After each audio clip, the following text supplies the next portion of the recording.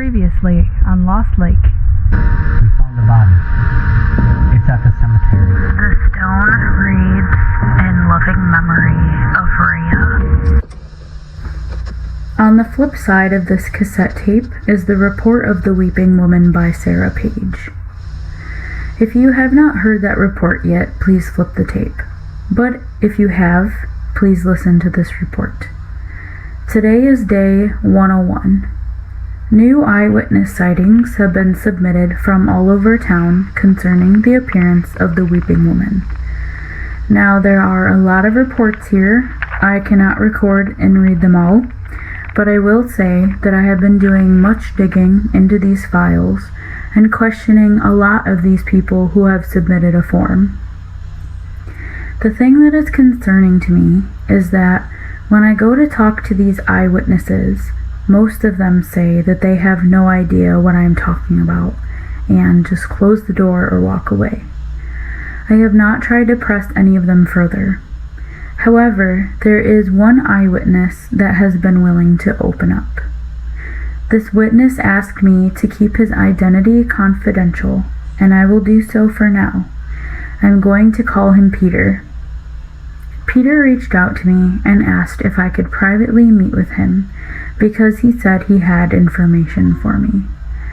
But before I play back Peter's interview, I'm going to be reading out loud my findings from the crime scene. We have found 4 different bodily remains at the cemetery this year.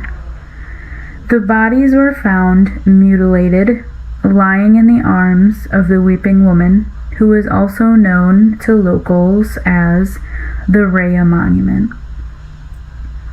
When the crime scene had cleared, I went back to inspect the surroundings of the cemetery. Around the statue, I had found small traces of white paint in the grass that was not cleared completely from the ground.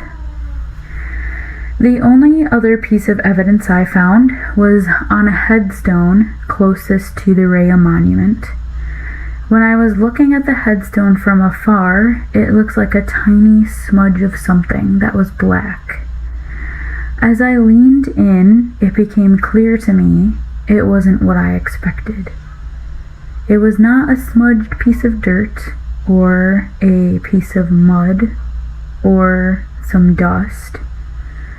I scooped it up with my finger and I realized that it was in fact soot.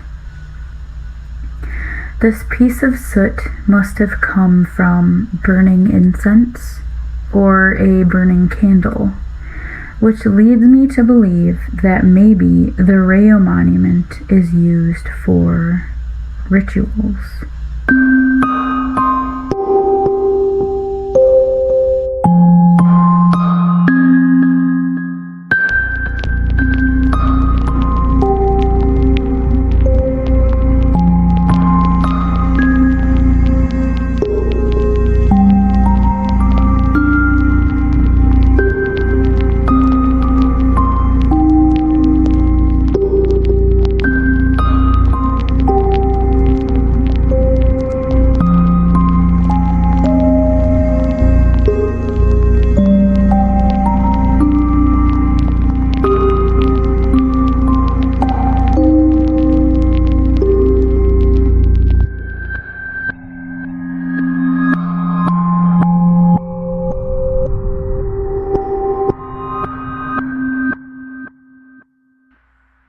As previously stated, the witness asked me to keep their identity confidential.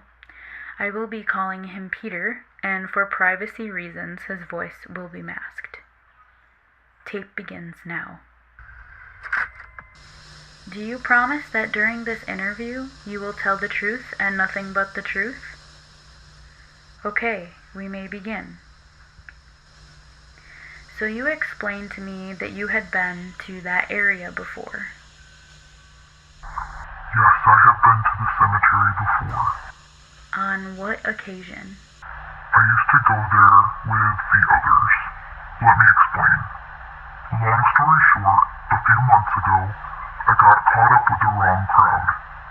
At the time, I was searching for something, and I came across an organization, and anyone who wanted to join this organization had to do a ritual.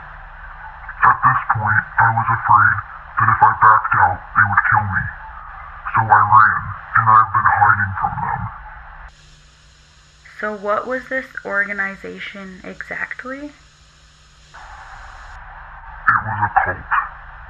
I am an ex-cult member. End of tape. After this recording, I got a phone call stating that they had found Peter's body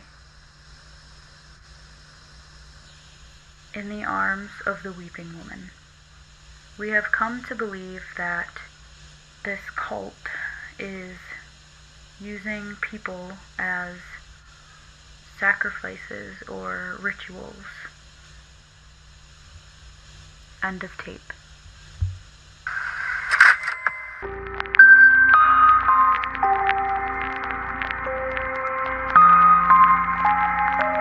To be continued.